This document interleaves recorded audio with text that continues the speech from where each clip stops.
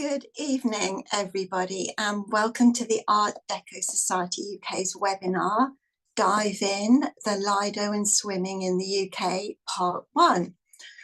You may be aware that the International Coalition of Art Deco Societies chose sport as the theme for this year's celebration of International Art Deco Day to tie in with 2024's Olympic Games in Paris. And so here at the Art Deco Society in the UK, we've run with the sporting theme, so to speak, and that's why our focus is on Lidos and swimming. We have so many wonderful speakers lined up that we decided to split our celebratory event into two parts. And tonight, we're delighted to deliver part 1 with part 2 scheduled for September the 12th. So tonight we have 4 inspiring speakers for you, and we're so excited to have you all with us tonight. And so to introduce myself, I'm Ruthie Good. I'm the Art Deco Society UK Events Coordinator, and I'll shortly be introducing our chair for the evening. I know that we're all eagerly awaiting the start of proceedings, but I just have to go over a few house rules first. So the first thing to say is that we have auto-generated captions, which are available if you click the CC Live transcription button on your screen, and then you click Show Subtitles. The next thing to remind you is that this is the webinar format, which is different from a regular Zoom meeting that you're probably familiar with. So you'll only be able to see me right now, then our chair, and our panel of speakers in turn, but we can't see or hear you. So feel free to relax without having to worry that anyone can see you in your pajamas, hear anything in your house like your dog barking or anything like that. So just relax. Finally, we'll be holding a question and answer session with all the speakers at the very end. So if you'd like to ask questions or make a comment relating to any of the talks, please pop it in the Q&A section on your screen at any time throughout the evening, and just when the question pops into your head, really. And our chair will ask all your lovely questions at the end. You can also use the chat function if you'd like to share any nice thoughts with the group or raise any issues you may have with sound or video. Our lovely chair of the Art Deco Society UK, Lucy, is here in the background to help with any technical queries. As always, please be respectful and thoughtful with all your questions and comments. And that's it for house rules. So we can now move on to the part that you've been waiting patiently for. I'm now delighted to introduce our chair for the evening, Dr. Kathryn Ferry.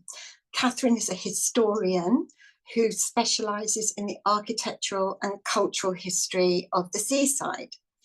She's the author of books on beach huts, seaside holidays and bungalows, and as well as the official history of Butlins.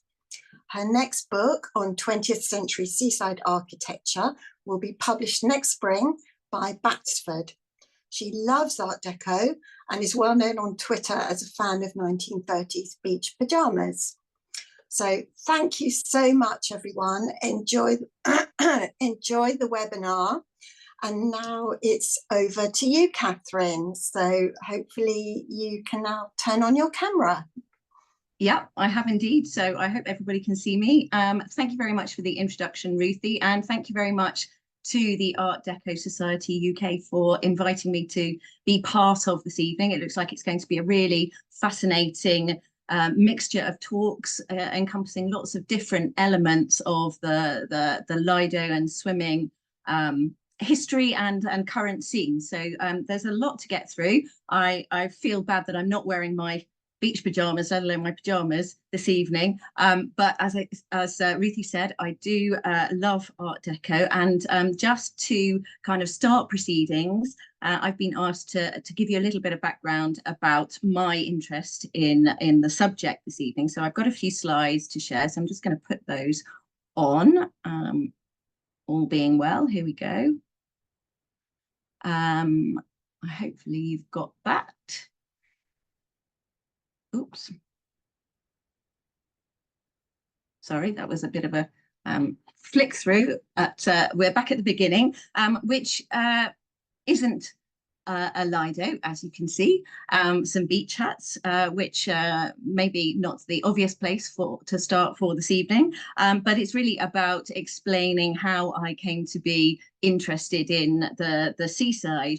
I did my PhD in architectural history, but it wasn't about the seaside. I didn't study that. So my interest really came from the day I took this picture. In fact, these are the beach huts at Herne Bay in Kent, on the North Kent coast near Whitstable. This is November 1998, when I pretty much fell in love with beach huts. And as a historian, I wanted to find out a bit about their past, which led to me writing 2 books on the subject.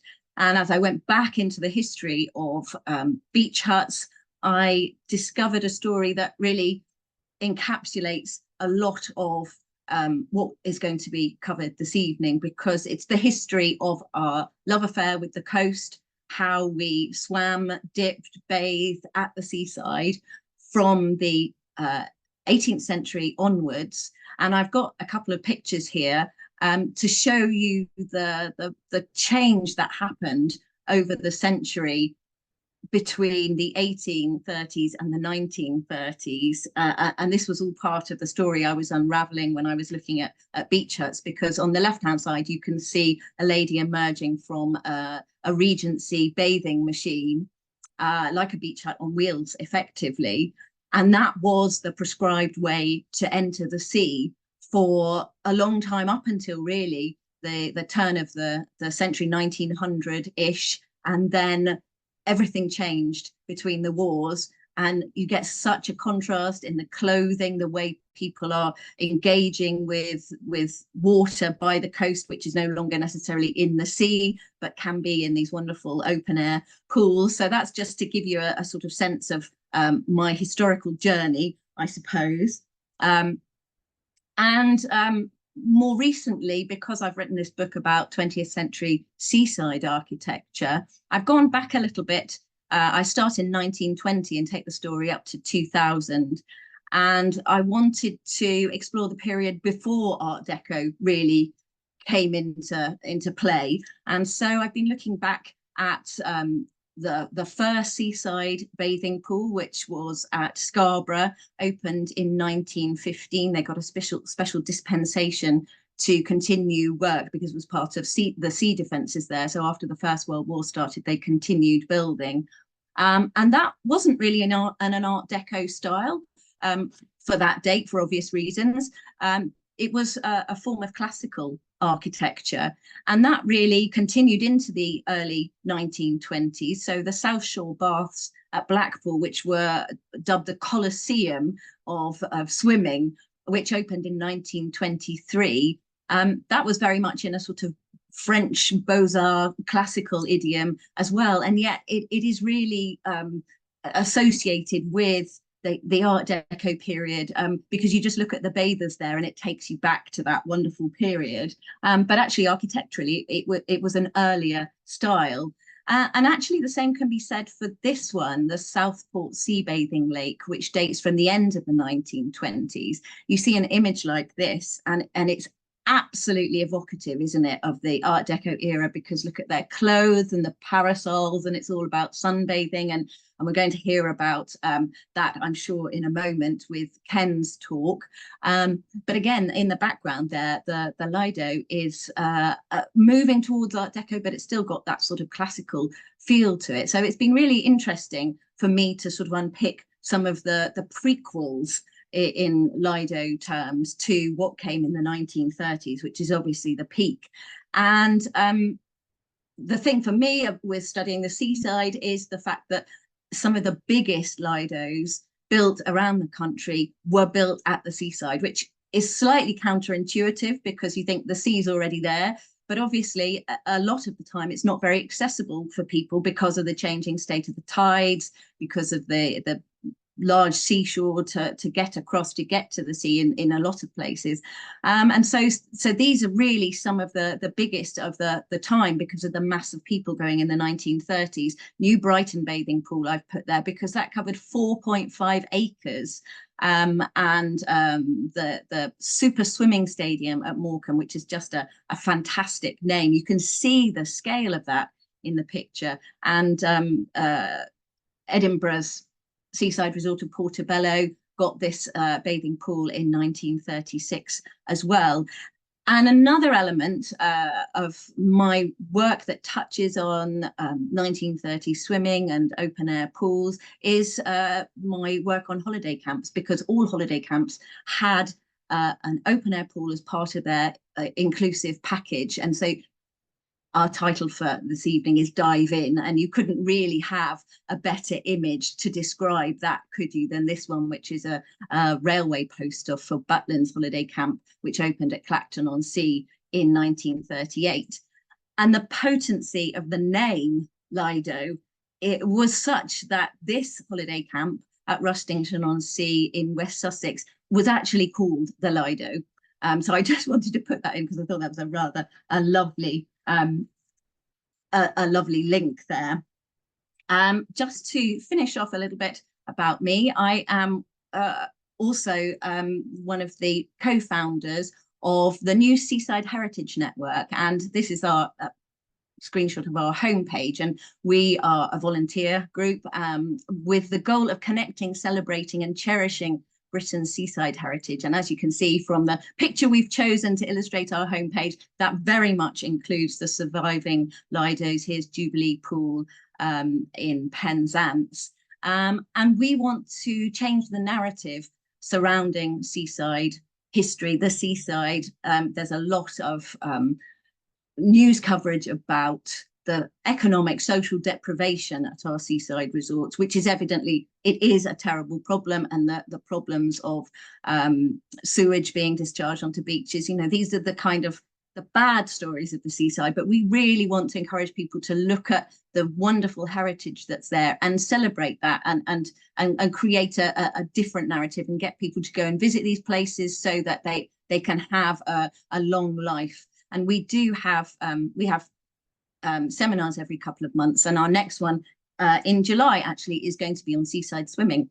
And I realized I'm actually speaking at that, and I realized that perhaps my talk would not be as much of interest to Art Deco Society members, since I'm going to be talking about the later 20th century iteration of pools by the sea, which are the leisure centres, which I'm afraid often replaced the Lidos of the 1930s. So please forgive me for that. But that's a little bit of an introduction. Do join us if you're able to. But now I'm going to get on with the business of this evening, importantly, and introduce our first speaker, who will tell you a lot more about the context of all the bits and pieces that I've just mentioned. Ken Worpole is a writer and social historian whose work includes many books on architecture, landscape and public policy. He's married to photographer Lorraine Worpole, with whom he's collaborated on book projects internationally, as well as in Hackney, London, where they've lived and worked since 1969. His principal interests concern the planning and design of new settlements, landscapes and public institutions. Sounds really fascinating, looking at streets, parks, playgrounds, libraries, informal education, based on the pioneering achievements of 20th century social democracy and the environmental movement. In recent years, he's focused on recovering the social history of communitarian experiments in both town and country, drawing lessons from the creation of new residential and environmentally sustainable forms of settlement for an aging population. This evening, he is going to talk to us on the subject of Here Comes the Sun, the Lido movement in the UK in the early 20th century. And that is based on his book of the same title, Here Comes the Sun, Architecture and Public Space in 20th Century European Culture, which was a collaboration with his photographer wife, Lorraine, and looks at how European architects, planners and social reformers tried to remake the city in the early 20th century in the image of a sunlit, ordered utopia. And doesn't that sound marvellous? It concentrates on a whole new repertoire of building types, including open-air museums, libraries, health centres, promenades, linear and sports parks, promenades, and all importantly, Lidos. So Ken, if you would like to start, if you'd like to put your video on so that we can see you and can share your screen.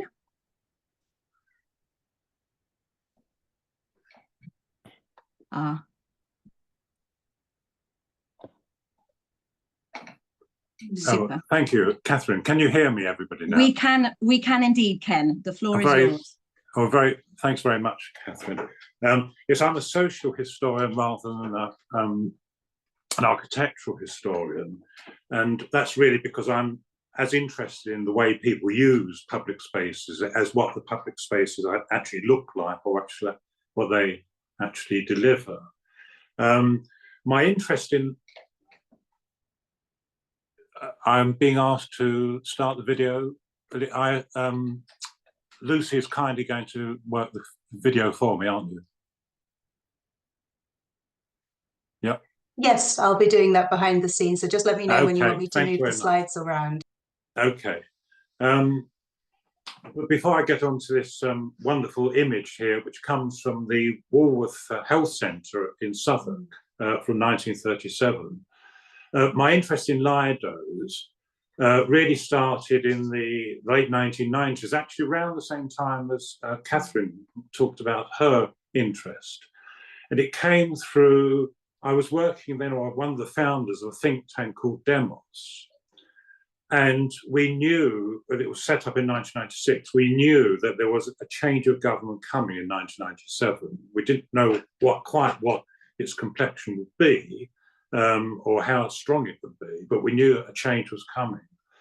And we were asked to look at where were the kind of weaknesses, where were the weak spots, where was community or public self-confidence disappearing in the public domain. And it didn't take very long to look around, and particularly for me, because I'm actually sitting here looking at Clissold Park through an Art Deco Clissold window, which we've lived next to for more than 50 years. And to see that parks have become invisible in public policy, particularly in leisure centres.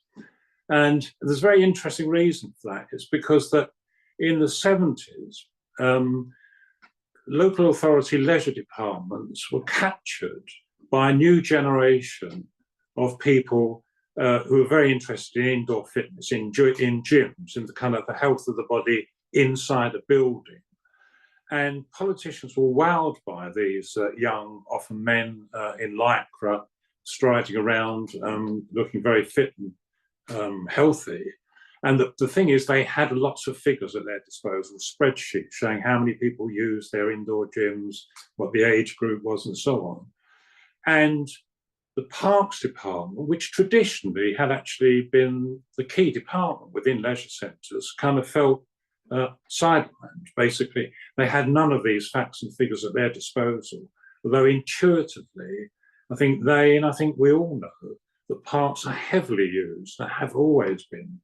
In a way, it's a bit like the park actually shares many similarities, typological similarities, and also use similarities with the beach. It's a free place, it's self-policing, and it caters for everybody. And yet, because people don't count it, it's regarded really as something that looks after itself. So we did this national study on park use and found that from the 1980s onwards, with the arrival of compulsory competitive tendering, which meant that the local authorities had to put their parks management out and maintenance out to tender, meant that fewer ground staff were obviously made redundant, and the tendency was to have hit and run mobile units coming from the private sector, coming maybe once a week or twice a week, doing it all, but then going back to the next part, but leaving no what was called visible sense of care and maintenance in there, which you would traditionally have got with park staff. Now, the parks were central, very much central to health. And I'm always interested in, and I'm sure Kathryn may have some comments on this later, why we have so few models for something very different happening in public health policy. And in architectural terms, every book, including books probably Kathryn's written and I've written, we head back to the Peckham Health Centre, 1926, a wonderful place with its own swimming pool, which it was now being bought for private housing, and the swimming pool is now a private pool. Or we look to the Finsbury Health Centre, opened in 1937, beautiful building. And it's just those two examples we have. So we're very poor in producing innovative new models of what public health should be like. And I go back to this notion that there was a vision in the 20s and 30s, and Southwark, of course, played a very important part of it. I've been greatly influenced by a book by sadly, we lost her a few years ago, architectural historian Elizabeth Labar, who wrote a book called Forgotten Futures, which was about municipal film documentary groups who would go around filming people's use of parks and swimming pools and leisure, and about living a healthy outdoor life. So that's the opening slide. If we go to the next slide.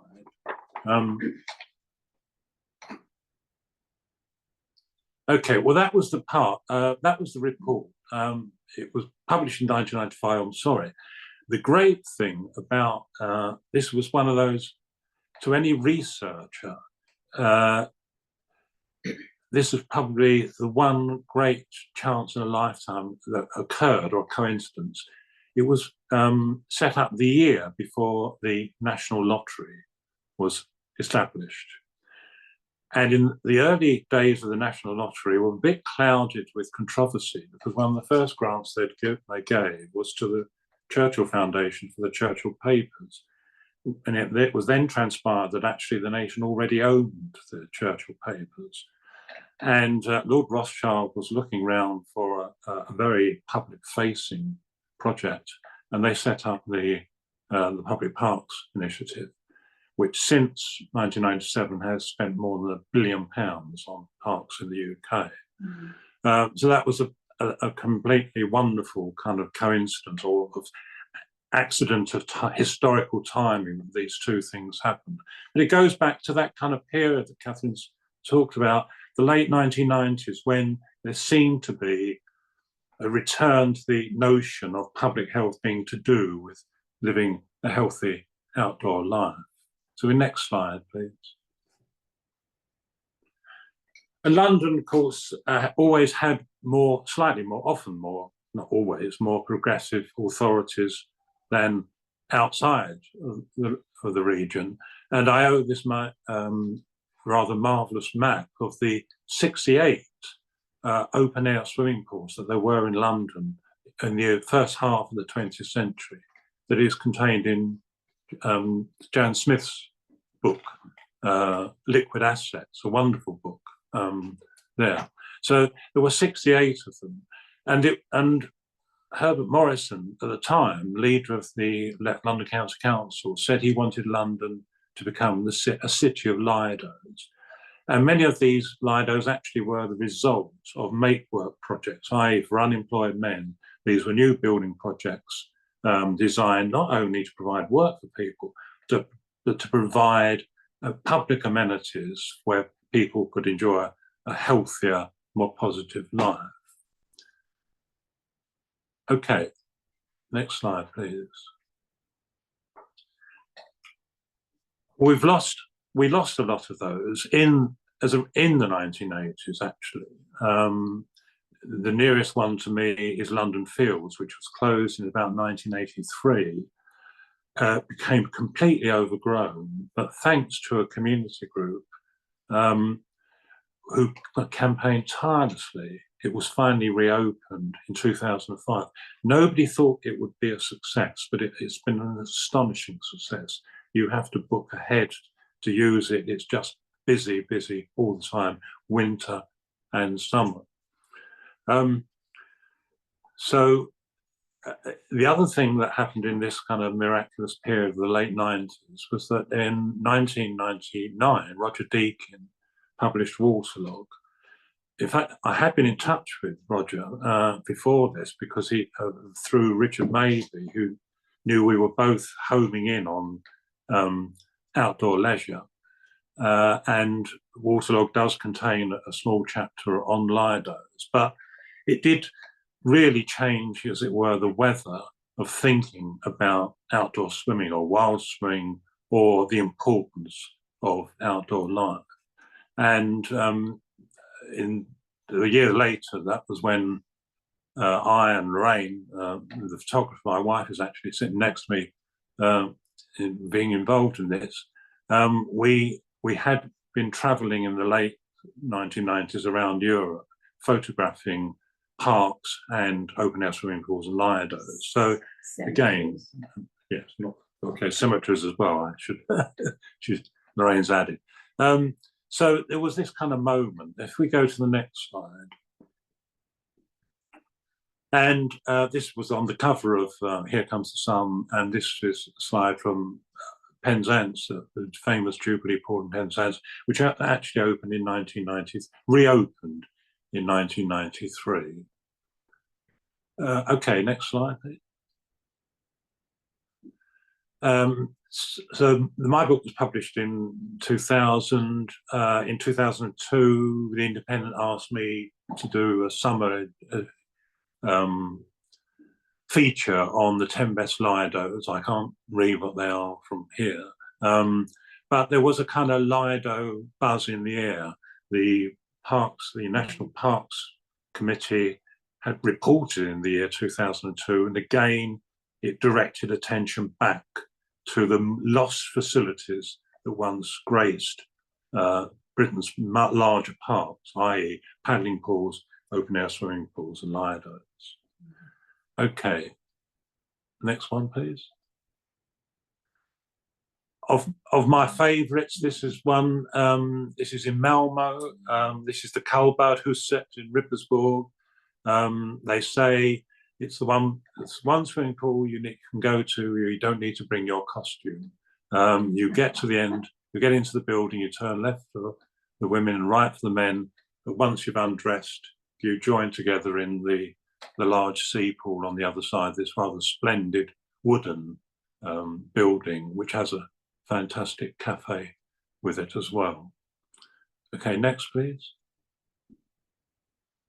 Yeah, and Leisure Manager, that was an edition in 2005, and the beautiful watchtower there is by the Danish architect Arne Jacobsen in the seaside resorts he designed called Bellevue, north of Copenhagen, and that's one of Lorraine's many photographs of that seaside resort. On the right is the cover of Janet Smith's wonderful book, Liquid Assets.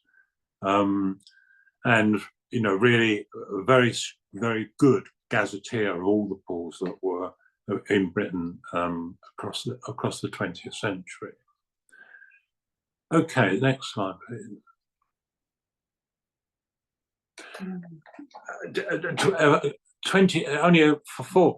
4 years ago, sorry. This book came out, unfortunately, in 2020, just as COVID struck down, and it didn't get any publicity whatsoever. But if you're a fan of John Berger, or as equally if you're a fan of the artist Leon Kossoff, it's the most wonderful book about the sheer culture of swimming, published by a small publisher called Objective. And if people email me, I can send them further details, but you can look it up online. And it contains, if we see the next photograph? Yeah, one of Leon Kossoff's many drawings and paintings of Wilson bars in the late 60s and early 70s. The sheer kind of mayhem and noise and bustle and actual joy and pleasure of the indoor pool.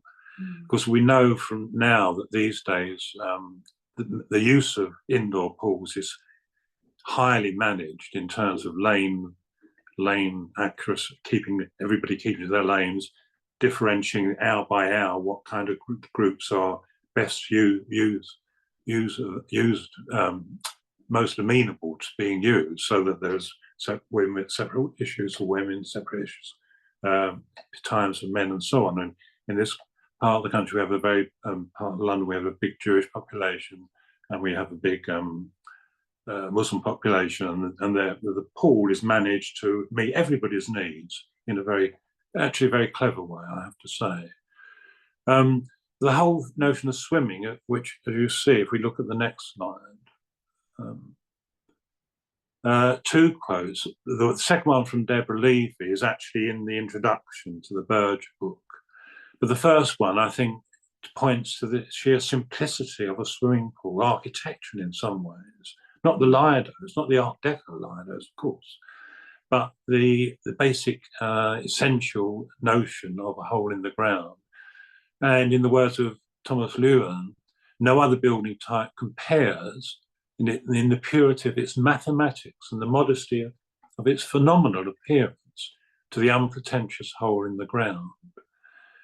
And for Deborah Levy, I think really very movingly, and I can't actually see it because there's a thing put it a crossing saying that I've got to keep on with my video. When we enter the something of a pool, not that, go back one, yeah, we are close to how we began life. Given that pools are architecturally just a hole in the ground, perhaps we cannily experience how we will end life. Though I never feel more alive than when I am aswim in water. So it's a very abbreviated sense of the relationship between parks, Lidos, and the freedom of being outdoors. And I think this is a culture we have to cleave to, because in many other ways, indoor leisure all leisure is being monetized, but indoor leisure is being monetized more than anything else. And they will always have their designs on the free enjoyment of the outdoors to see how that can be monetized too. And we should resist that. That's it. Thank you very much.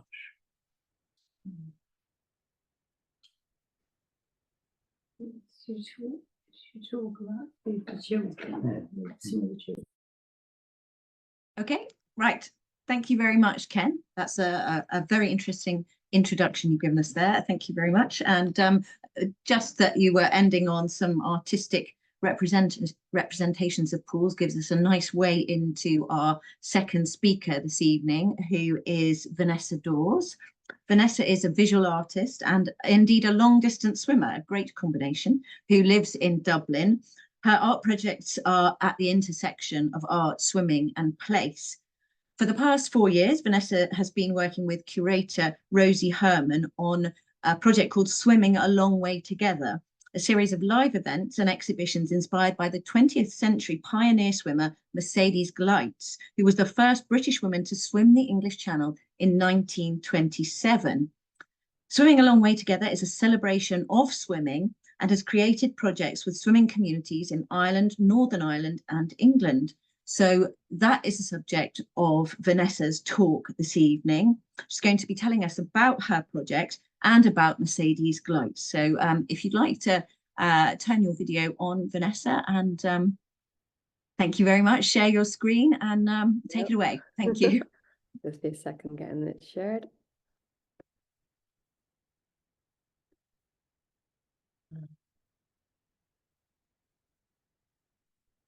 Right.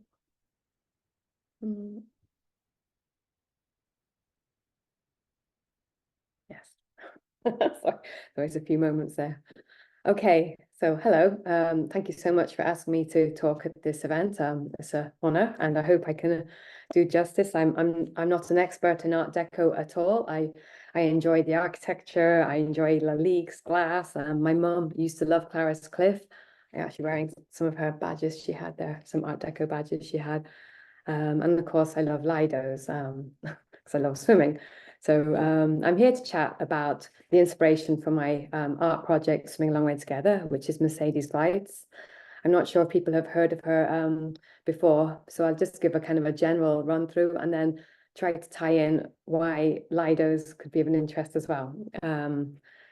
So yes, she was the first British woman to swim the English Channel in 1927, but she also did many other epic swims, first-time swims. She was the first person to swim the Strait of Gibraltar. She tried many swims. Sometimes she didn't succeed, but she tried again the next year.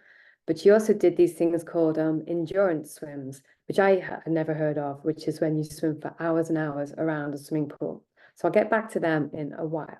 Let me just go to my slides here, check this is working. Oh yeah, phew. So yeah, so I'm a visual artist and long distance swimmer, as you just know, and I live in Dublin, in Ireland. We don't really have Lidos so much, but Dublin is on the coast and it's a really good swimming city, capital city. We're really lucky. There's used to be lots of open air kind of swimming pools, but they were built more in the 19th century, so not Art Deco. They're all left to ruins now, unfortunately, apart from this one, which is just down the road from where I live, called the Clontarf Baths, which was built in, I have the date somewhere, 1886, and let go to ruin. And then recently, in the last 10 years or so, has been revived into an active pool that people can use now. It's a fantastic facility, and we don't really call it a Lido here, but it's kind of a Lido. And also, just give you some more geographic Dublin kind of Art Deco stuff. This is also where I swim. It's just down the road. It's the Bull Wall. It's the North Harbour Wall, and there's a south one as well. And it's where Dublin Port, the River Liffey, meets the ocean. And on the wall, it's about a mile long. There's these bathing shelters, and also kind of wind shelters. And they were designed by an architect called Herbert Sims in 1934. So they definitely have an Art Deco feel about them. They're probably inspired by, so I suppose that's the closest we have. This is the ladies' shelter. Then further down, there's the men's shelter. And at the end of the Bull Wall is the mixed shelter, which is a really big one. And it's a great place to swim. People have been swimming there, well, obviously since he made the shelters in the 30s, if not before. So that's one of his kind of more wind shelters along the prom. That's just the view of the swimming in the snow. And that's just me trying to be arty with an underwater photo of them. So that's kind of the Dublin Art Deco Lido scene, as much as I know.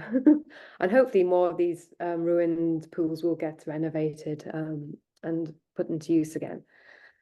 So so as I've said, my art practices revolves around swimming, place, geography, and art. So I have many different mediums. I do paintings, I do drawings, I do live art events and performance. But the last 4 years, I've been working on Swimming a Long Way Together. And how I got to hear about Mercedes Gleitze and start this project was in 2019. I was attempting to try to swim across the English Channel myself. I didn't make it. The weather and tides had different ideas that day. So I was in the water for 12 hours trying to get to France. So I think that's enough embodied time in the water to start an art project. And most of my projects start from swim. So I was trying to think while I was training, how can I create a work around the English Channel? It's obviously a highly contentious piece of water in itself. There's a lot going on there. And I was doing lots of research and reading books, and I came across this book, In the Wake of Mercedes Gleitze, written by Doloranda Pemba, the daughter of Mercedes Gleitze, and it was published in 2019 actually, so it's quite a new book. And I think even if you're not a swimmer, it's an amazing account of such a brave woman, really. Obviously there's lots of books about swimming in this channel and historic books of it. I think I was taken by Mercedes' story in particular because it seemed to me, well, she was born in Brighton in 1990, and she was youngest of three sisters. Her parents were German immigrants, and they kind of rented a house in Freshfield Road. She did all her swims kind of on her own back. She didn't have a lot of the other swimmers, her peers at the time. And there was a group of really great female swimmers who were kind of breaking the glass ceiling for sports and making things possible for women. But some of them would have had funding from America, but Mercedes did it pretty much on her own and built her way up, which is really impressive. She moved to London to be a typist in her early 20s. And my dates sometimes I'm not great with dates, just in case you're not doing any fact checking there. But when she was in London, she started to train in the Thames and pretty much built it from there, did well swimming the Thames, and went on holiday to Folkestone and started trying to attempt to swim the channel. She attempted it quite a few times before she got across in 1927. So I think that's a really kind of nice part of her story, that and also the fact that any kind of money that after she crossed the channel successfully in 1927, she gave up being a typist and became a full-time swimmer, I guess, where she would get to be invited and travel around the world and also do these endurance swims. She'd work in Blackpool doing demonstration swims. So she made her living from her swimming, and if she had any extra prize money, she started a charity, which is still going today, the Mercedes Gleitze Relief and Need charity. Is now administered by Family Action. And I think every time you buy a book, some of it goes to that charity still. So that's kind of really impressive, as well as not just about swimming. She really cared and wanted to give back and help people, which comes really apparent through the book, through the biography. Oh yeah, and it was really nice also that she was recognized. The blue plaque went up, I think, in 2021. And the house on Freshfield Road in Brighton, where she lived till she was 10. She went back to Germany for a bit then, and she learned to swim in the sea with her father in Brighton. So that's kind of really nice as well. So that's kind of the fact bit there. Oh yeah, and these are just two pictures Alan Taylor from the Folkestone Museum let me use. These are from the Sharp archive. The Sharp family were pilots for her English Channel, but I just think these are quite impressive pictures. They're quite raw in the English Channel in 1927. I have more images coming up, but these ones are just quite like there. So I'm going to talk a little bit about swimming a long way together, and then I'm going to come back to the swimming pool endurance swims. There's quite a lot to go through. I have my timer on too, don't worry. So swimming along way together. So the first thing I did was, after reading the book, I emailed Doloranda and I said I love the book and I'd love to think about her mother Mercedes with this art project. Would that be okay? And then since like 2019, we've had many emails, and we tried to meet, but lockdown and COVID, we couldn't meet. And so we started writing letters, like pen pals, so somewhat different to emails. And then Doloranda has been a really supporter and has let me use images, and we put the images with the color wash are part of our project that we've kind of stylized for that way for our visual identity. So Doloranda's lent us all these pictures. So the first thing we did was launch on the River Liffey, which goes to the centre of Dublin, with a kind of a parade and some synchronized swimming in the middle of the Liffey. Oh yes, and of course the most important thing about Mercedes for me as an artist is I was really taken by the book is Mercedes' love for music. She would have a gramophone nearly all the time with her when she was swimming across channels and different bodies of water, and sometimes she'd ask the crew to sing songs, and And then with the endurance swims, it was quite a spectacle, people performing on the pool deck. So I like the kind of cross section of the arts and the swimming as well. And so that struck a chord with me. So for Swimming a Long Way Together, I commissioned a musician in Dublin called Ruth Clinton. She's an amazing musician. She's part of a 4-piece harmony singing band called Landless.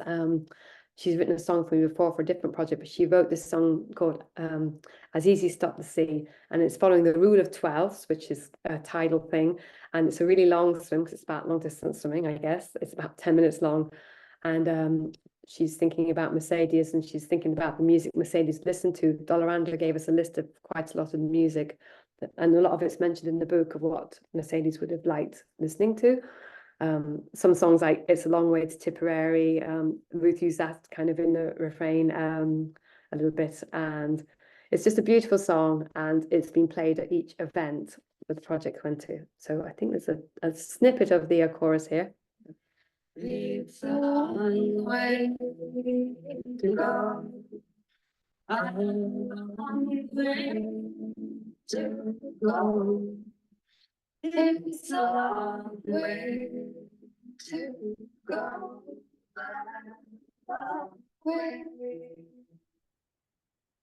They performed that on the boat going up the Liffey while we swam with these kind of sculptures and did this synchronized swimming, and that was the launch. The next day we had a swimposium, which was a day-long 10-hour journey across Dublin, starting at 7 in the morning with a swim. Food is obviously very important for swimmers. For the swimmers here, we know how we like our cakes and our picnics after the swim. That's why we do it.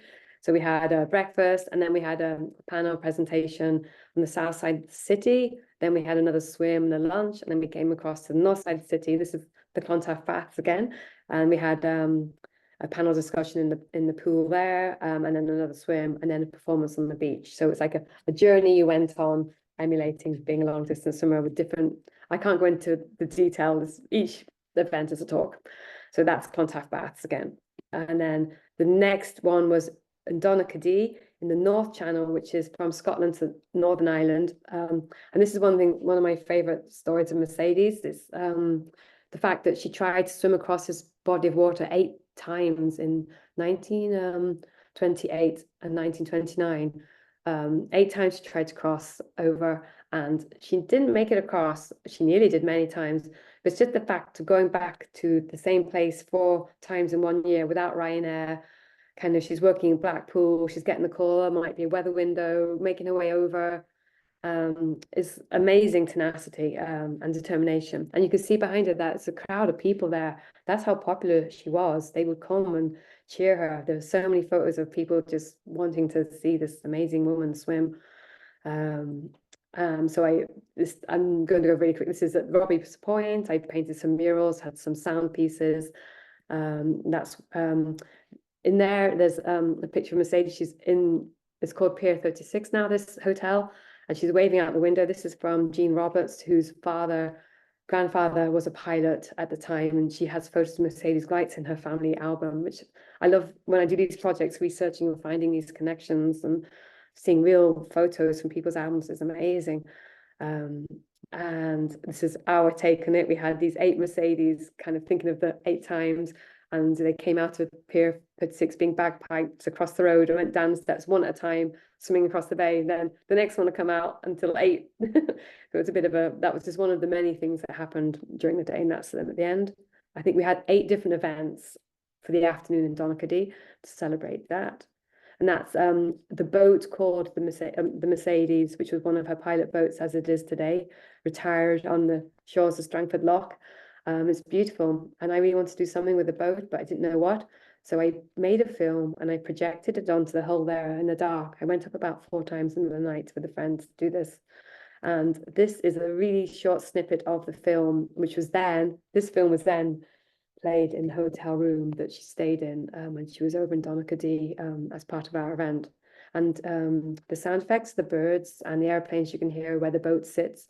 And Dolorando Pemba has been great. She's read a few scripts for me for different sound pieces. So it's her reading Mercedes giving an interview in 1927. I can't remember the name of the paper. Just maybe do a really quick. This channel, it is true, is notoriously rough, and the currents obviously very strong. But these difficulties are not such that they cannot be overcome.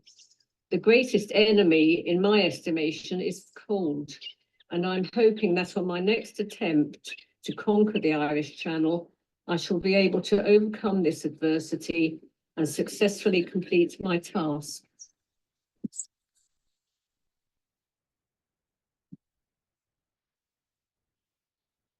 I have often wondered why it is that whilst there are thousands of excellent swimmers in the sporting world, there are comparatively few who have the necessary stamina, strength, and endurance to take up long-distance swimming.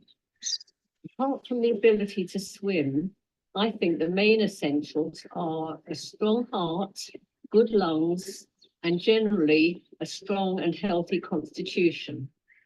Another important factor is willpower. The will to endure the cold, to put up with the discomfort of choppy waves, to ignore the sting of jellyfish, to be disconcerted at the nearness of porpoises, dolphins, and even sharks, to bear the pain of aching shoulder, knee, and shin muscles, to remain... Oops, I didn't mean to stop it. So it was about to end anyway, sorry. I was getting nervous about the time.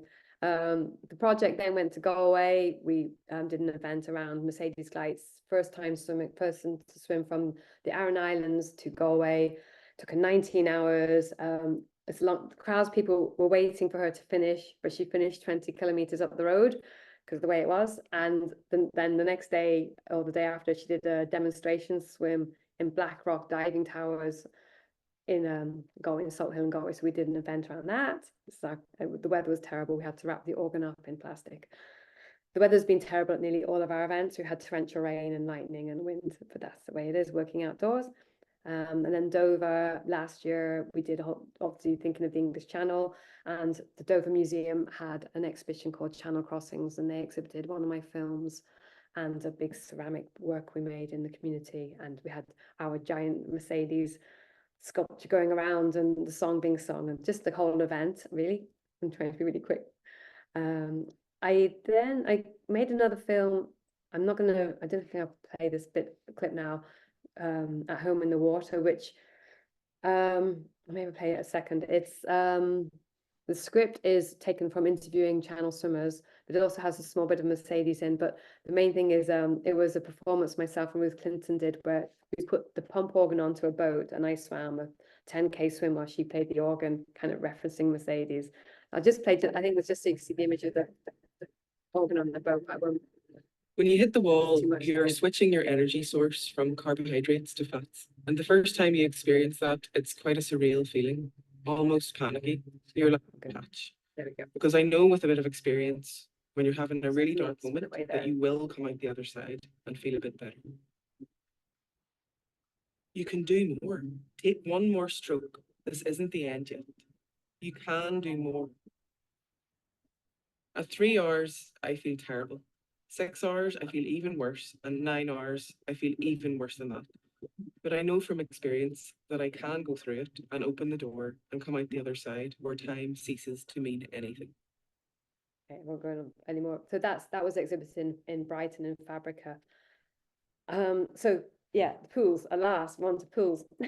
See, this is a lot going on with Swimming a Long Way Together and Mercedes Gleitze.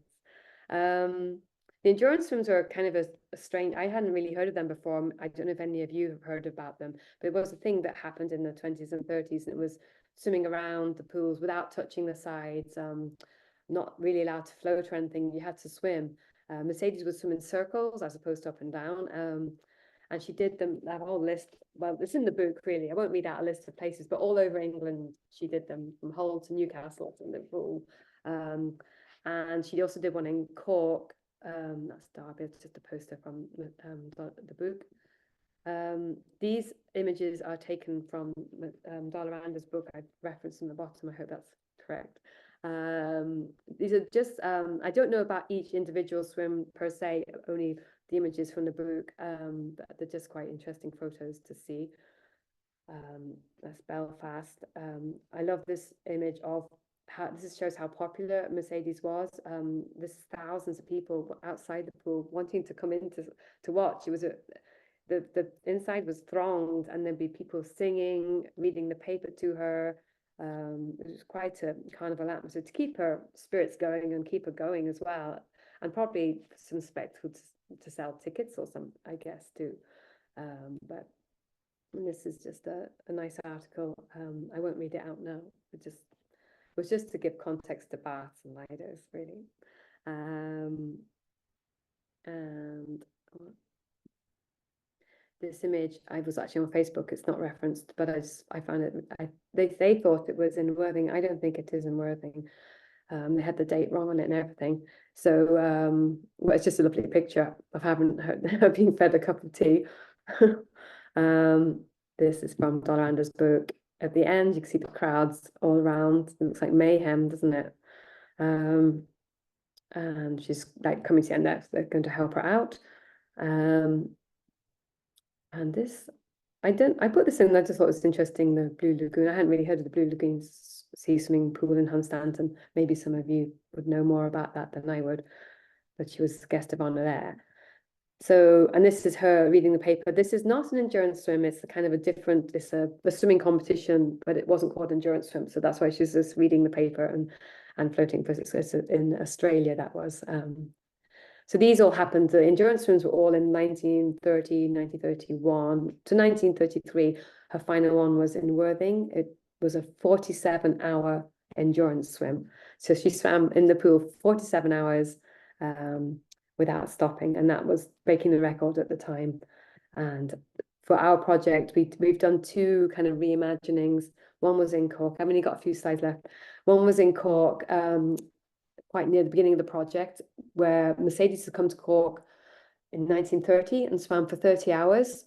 And this was the first time we thought about reimagining it and creating like, so we made a stage by the side of the pool, and we had a continual role of performance, readings, dancers. You'd apply to perform at this event, and you get paid a small fee, and you come and it might be 3 in the morning, it might be whatever time. It's part of, we had to fill the slots, and we had swimmers. And it was really hard to find a pool. This was actually, I was really lucky that the school, Middleton College, so it was during lockdown, pools weren't open, it was tricky. And the pool Mercedes did, Eglinton Baths is not there anymore. So they let us use a pool, and the students decorated it, made the gramophone, and they took part as well for the first hour. And they had the first hour, then the public had it for the other 29 hours.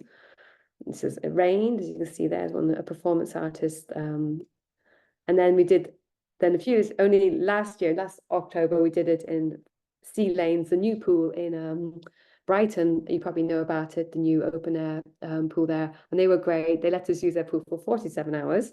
We built another gramophone. We thought we had to have the gramophone in the middle, because it's kind of symbolic now, just circle around the gramophone. And again, we had performers, and yeah, it was a really good day. And that's my last slide. That's just from Dolander's book. It's quite sweet. Hope I didn't go on too long. I hope I mentioned Lidos a few times. Thank you, Vanessa. I mean, I confess I had heard of Mercedes, but I had no idea about all of that stuff. What an astonishing woman. I mean, the time that she could go, I can't even begin to know how she did that. So that was really fascinating. Thank you. And all those crowds of people, just a genuine celebrity, wasn't she? Yeah, fascinating. I do know about the Hunstanton Blue Lagoon a little bit. I know that it's not there anymore because it was replaced by a leisure centre in, I think it opened in 1983. So you can't go and do an endurance swim there, sadly, anymore. But that does kind of, thank you so much, Vanessa. I mean, that was superb. And that does kind of lead us on in the question of surviving and not surviving Lidos to our next speaker. Delighted to welcome Deborah Aydon, who is an independent consultant and client advisor working across culture, Lidos and regeneration. And she's got the pool there for us this evening as well. Her love of Lidos began in childhood. I think that's probably true for lots of people, when she learned to swim at Banbury Outdoor Pool, now Wood Green Lido. In 2018, she embarked on a mission to create a new Lido for the Liverpool City region called the People's Pool. When the pandemic stalled progress she funneled her research and ideas into Future Lidos, a network of projects and campaigns across the UK and Ireland working to create new Lidos and indeed revive heritage pools.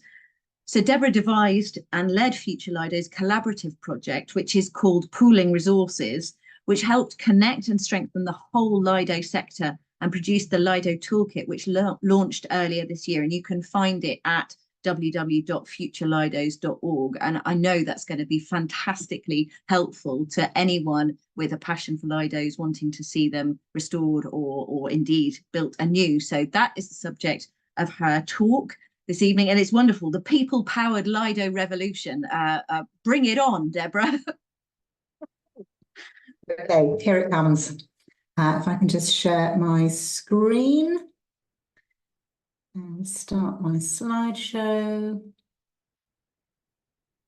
Sorry, bear with me. The Zoom controls are covering my.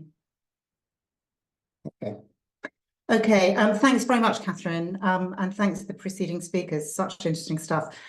So I'm, as Kathryn said in the intro, I'm talking about the people-powered Lido revolution that has been leading to so many pools being saved by the passion, dedication of their communities, and all about the next wave of campaigns and projects that are going to do the same for other communities. Just one thing at the top, I haven't necessarily got permission for these images to be shared beyond this lecture, so please no screenshots or sharing if you'd be so kind. So yes, this is Banbury Outdoor, as it was known to me as a child and a teenager. Banbury Open Air Pool, as it was officially called, and Wood Green Lido, as it is now. Built in 1939. This is not a great photograph. There aren't very many pictures to be had. This, I think, was from the local paper, the Banbury Guardian. The pool closed in 2002, and in 2005, a campaign started, which generated 10,000 signatories to a petition, a 300-strong demo, and eventually persuaded the local councils to reopen the Lido, which it did in 2009 for its 70th anniversary. Here it is now. That was my very first swim after the very first lockdown, after 4 hours driving in a boiling hot car down from Liverpool. So I am now based on Merseyside, where there are no Lidos, sadly, and there used to be 11. So I'm just going to canter through the 11 lost Lidos of Merseyside, some of which were real Art Deco beauties. The first one was Port Sunlight, built by Lever Brothers for their workers in 1902. So it's a very early outdoor pool. And in fact, it was heated using waste heat from the Unilever factory, the Lever Brothers factory. So it's a very, very early example of the kind of circular economy, sustainability, use of waste heat that we're all finding terribly innovative now, and seems to be one of the answers to the climate crisis. The next one to open was West Kirby. This is actually a marine lake with bits added on. So it's got this platform, it's got the changing buildings, and it did have a concrete diving platform in the middle of the lake. People can still swim in the marine lake at some particular times of day and days of the week in West Kirby, but the rest of the structure is gone. Hoylake was an incredibly popular outdoor pool. It was actually built, it opened in 1913 and then was progressively built and developed. So what we're seeing there would have been built in the 20s and 30s. That one lasted until 1982. Then we had Park Gate, which was built by a local school and then opened to the public in 1923.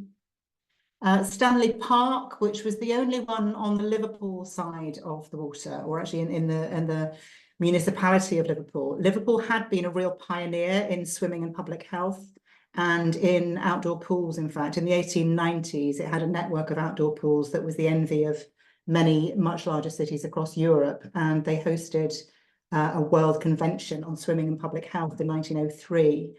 But this was the only outdoor pool that survived into the 20th century and only made it to 1960. And Southport, another of the beautiful Art Deco images. Kathryn showed one of them in her intro. And this was there was an advert. These were all posters for the train to advertise Southport as a tourist destination. And the Lido was the pool, as it was, the baths, sea bathing lake, was the sort of centerpiece of Southport's tourist offer. And while the building, as Kathryn said, wasn't Art Deco in style, it was more classical.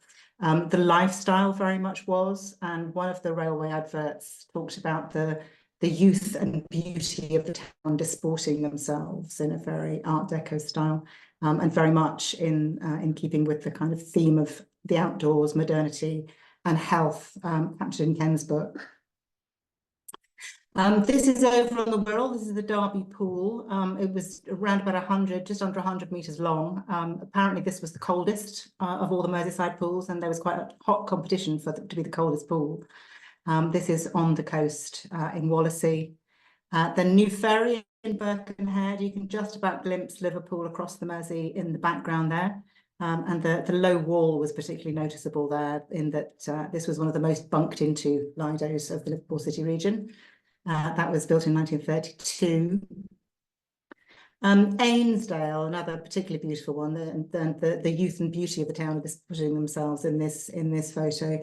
That was one of the more short-lived ones. It opened in 1933, and in World War II, that whole area was used as a naval base, so it never really recaptured its use as a Lido.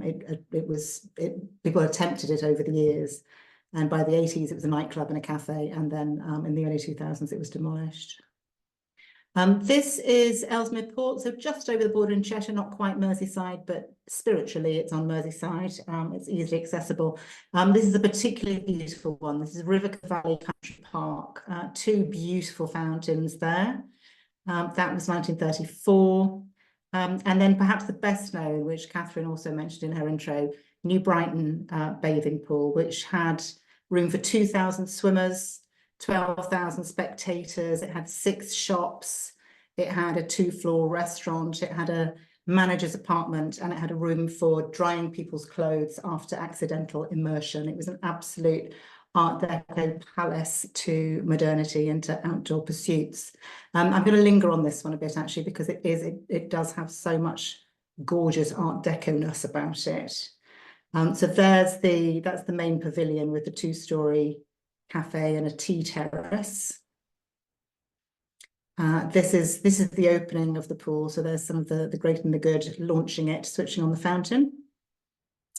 That's a particularly brooding shot of the main pavilion. The lines are so beautiful, and you can really appreciate the sort of ocean-going liner influences there. This is the entrance. The white concrete, snowcrete, and the glass bricks were a big feature throughout the construction. And this, I mean, I just love this image. I want to live in this. Every aspect of it is just so gorgeous. The lines, the railings, the chairs, the ashtrays, the light fittings, the glass ceiling. It's just absolutely beautiful. And these buildings, the joy of these buildings is that they were built for everyone. They were built for working class users particularly. It was around the time that workers were getting leisure time for the first time.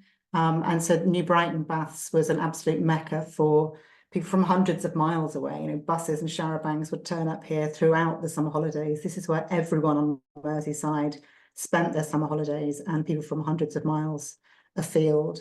Like many of the other pools, as Ken mentioned, and it was alluded to in Vanessa's talk, a lot of them were built through job creation schemes during the Depression and just after. So they were built by working class people for working class people, and they were of the highest architectural quality and real temples to municipal ambition. And there it is by night, underwater lighting, flood lighting. It was used day and night all the way through the summer. And that was the inspiration really for me trying to build the People's Pool on Merseyside. Wirral Council, in fact, were the first to jump on board with it. They really wanted to create a Lido in New Brighton. They still do want to create a Lido in New Brighton. And we got quite a long way down the road with it. I had some feasibility funding committed, had a big bid into the Heritage Lottery Fund to do a piece of engagement. We knew that the local community desperately wanted a Lido whenever local people were asked what they wanted the future of New Brighton to be, they all said, where's our Lido? We want our Lido back.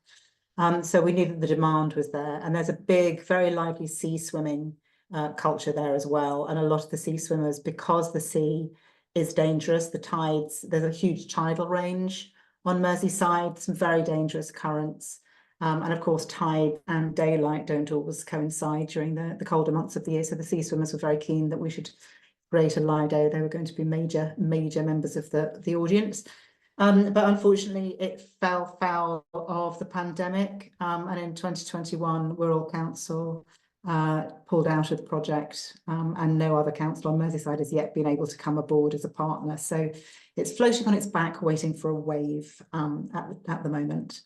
But I wanted to talk about some of the other campaigns that have managed to revive local pools or to keep them in use when they were threatened during the dark days of the 80s and 90s, when public funding was being taken away from councils, and when the policy was, as Ken mentioned, to build a lot of indoor gyms and indoor pools instead of sustaining the outdoor pools. And the one I'd like to focus on is, back to my actual presentation as written. We'll talk about Future Lidos. So when Progress founded with the People's Pool, a group of us had a Zoom call in 2021. And it was me, it was Michael from Tynemouth Pool, it was Chris Romalee from Thames Baths, it was Phil from Grange Lido, we had someone from Sea Lanes, we had someone from Cork Lido, and I think that was it on the very first call.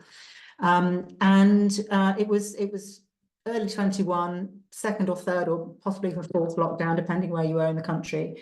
And none of us were making much progress, but we wanted to get together and see if we could help each other to move forward. And so Future Lidos was born with that Zoom call. And we decided to keep meeting, sharing knowledge, sharing mutual support. And each time we met, it seemed that we were sort of drawing in more and more projects that were bubbling up and that were joining the group. And so it really took on momentum. And then in 2022, we came up with the idea for pooling resources, which is this big collaborative project, and managed to get funding from the National Lottery Heritage Fund, because the intention is to make Lidos more resilient that exist, but also to enable more campaigns and projects to progress and revive more of our heritage Lido assets. So during the whole of last year, we ramped up collaboration across the group. And by this point, there were about 40 Future Lidos projects, which were a combination of heritage revivals and new pools. Once we had the funding from the Heritage Lottery Fund and could actually focus on building that collaboration, we drew in the operating Lidos. And so we started to share knowledge from the experts, the real experts who were running Lidos in real time, into those of us that were aspiring to create or revive Lidos, and it's been really invaluable. We created the toolkit, which it's a digital resource. It's free to access. I'll put the link in the chat after the talk. And it focuses on 5 key themes that we were all wrestling with and that we were all researching, and we just thought that we could make more progress in that research if we did it collectively. So we were looking at environmental sustainability, financial sustainability, so looking at different business models and how each of the operating Lidos managed to keep their business models going. And there's huge variety across the whole suite of Lidos. We looked at advocacy, so making the case for Lidos, finding evidence for the value of swimming, and for Lidos and outdoor exercise to help the operating and future Lidos to make the case to their stakeholders and to bid for funding. How many have done so far? There's 5. Financial sustainability, environmental sustainability, advocacy, community engagement is the other thing. So inclusivity and equity, which is something that preoccupies all of us. As I mentioned, Lidos were very democratic, a very democratic form of public leisure. What I don't think anybody's actually mentioned yet is that they coincided with mixed bathing. They coincided with women and men being able to bathe together for the first time, as well as them being deliberately classless. So equity and inclusion and accessibility are very, very important to all of us. And the other one is design. So we looked at different forms of Lido design, but also how design can support all of the other key themes that we were looking at. So how you design for a sustainable business, how you design for inclusivity, and so on. And now, so we're keeping going. We've finished that project. We're looking for funding to do more because it's such important work, and we are now supporting the whole of the Lido sector, not just those 40 Lidos, future Lidos that were there when we started the pooling resources. But we keep connecting the sector, advocating for Lidos and swimming, and we come together around particular topics that can help to advance the sector as a whole. So we had a session, for example, with Deep Green, who have for building data centres near pools and using the pools to deal with the waste heat from the data centres, which it helps to save costs to both the pool and the data centre. And I can't actually remember who we had last week. Oh yes, it was a fantastic call with the water wellbeing specialist from Swim England, who was talking about the evidence for swimming and public health, and also tying in with social prescribing, which is a big area of interest for us. And we're meeting the National Academy for Social Prescribing in a couple of weeks to look at how Lidos can be more coherently involved in the social prescribing movement nationally to really deepen impact on public health. And the example that I wanted to give you is Sandford Park's Lido in Cheltenham. This is it. At the bottom of the picture, you've got the entrance to the pool. And then it's, I'm not sure how to pronounce this because I'm not an architect, but I think it's Catrifoy, 4 leaves anyway. So as you go in the entrance, either side of the entrance, you've got 2 curving blocks here and here of outdoor changing that both end with a block of showers and toilets. And then when you come into the pool, there's the fountain as you get to the Lido itself. It's a 50-metre, beautiful, beautiful 50-metre pool. And at the far end, you've got the cafe and pavilions. The grounds are beautifully, beautifully landscaped. And over here on the right, you've got a children's pool, which is tucked away behind a hedge to keep out the noise. And over on the left, you've got a large expanse of lawn, which is for sunbathing when the Lido's in its normal use, but they also have events there, so theatre, cinema events, and other kinds of events there. Sandford Park was built in 1936. And people were bussed in from miles around for that opening. It was a very, very trumpeted launch of this pool. In a spa town, you would think it was an obvious thing was to have outdoor bathing in the 30s, but actually there's quite a lot of local resistance to it on the council because it was the depths of the Depression, and the question was whether money should be spent on such a thing. And it was swung by one particular councillor who pointed out that if in the middle of a depression with rising poverty and public health crises, what else should we be spending money on than that, especially when it was also creating jobs both in the construction and the running. So it opened in 1935. Here it is in the 1970s. And here it is now. So it looks like a CGI, but it isn't. It's an actual drone shot of the Lido in Cheltenham, similar sort of angle. So you can get a sense of the lawns, the pool, the pavilion at the far end with the cafe, and the fountain and the children's pool over on the far side. And that's a rather lovely image by Ian Barton of a sort of a composite of then and now, Sandford Park's then and now. In 1996, it transferred into community ownership. And that's why I'm using it as the example. Not only because it's a beautiful bit of design, but actually it was a great story in that it fell foul, as so many pools did, of cuts in local council funding and funding being diverted into the indoor leisure centres. And in 1996, a group got together who were comprised of local people, swimmers, some of the local media and some local dignitaries to campaign for to save the pool because it was threatened with closure. And they ended up forming a charitable trust, which then took over the lease of the pool. The pool's still owned by the council, but the lease has been taken over by the charitable trust. And they run it to this day. and it's an incredibly popular pool. They've traditionally been seasonal and done 250,000 visitors every summer. They've recently moved to opening through the winter as well. This is a story that we've seen with a lot of Lidos, that more and more are opening through the winter, dipping their toe, as it were, into winter opening, and finding that there is a really enthusiastic audience for it. And Sandford Parks is no different. Sandford Parks was one of the Lidos. It has always been popular. So during the Second World War, it was one of the very few pools that kept going. A lot of service people were posted to Cheltenham to recover. And one of them described the Lido as heaven after hell, having come back from war, which is a rather beautiful description. So yes, it's always been popular, still very popular to this day. 250,000 visitors through the summer and now opening in the winter.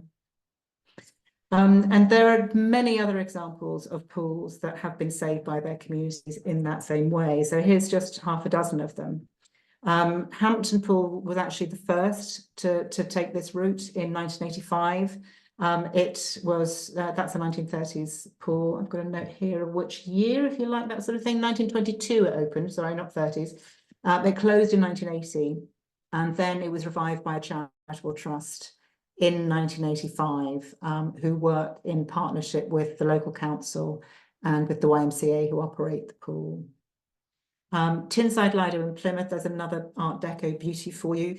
You're probably more familiar with the aerial view of this pool. It looks like a ship's prow jutting out over Plymouth Hoe, echoing the city's maritime heritage. This is a beautiful 1935 pool, which closed in 1992 and was reopened in 2003. This is still operated by the council by their leisure subsidiary, Plymouth Active Leisure. And again, thanks to the National Lottery Heritage Fund, it's about to have a major refurbishment and redevelopment as part of the Plymouth National Marine Park initiative. London Fields, which I think Ken mentioned as his local Lido. It's one of my favourites because it's open in the winter and it's heated.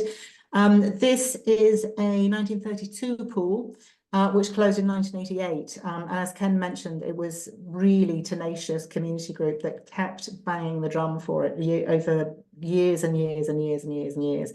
And eventually Hackney Council saw the wisdom of what they were being told and has run it beautifully ever since. It's actually operated by GLL, but Hackney Council are very hands-on. They invest regularly in it. It's beautifully maintained.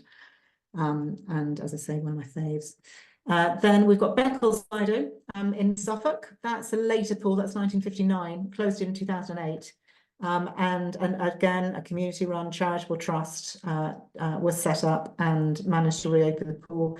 They didn't intend to own the pool, but actually they own the freehold. The council at the last minute said, actually, why don't you have the freehold as well? And they said, okay then. And it worked out. They've been going from strength to strength ever since. And they've taken a sort of incremental approach to how they've developed the pool. They've responded to what people want. They also open through the winter now. They've done it for a few years, and they were one of the very first pools to open after the lockdowns. And in fact, they had some Olympians and Paralympians training there during the first lockdown.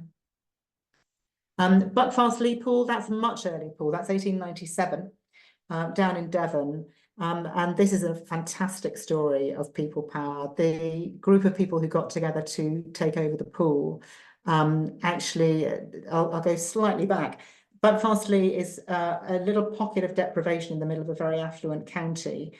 The town was very reliant on the carpet factory in the town that closed down.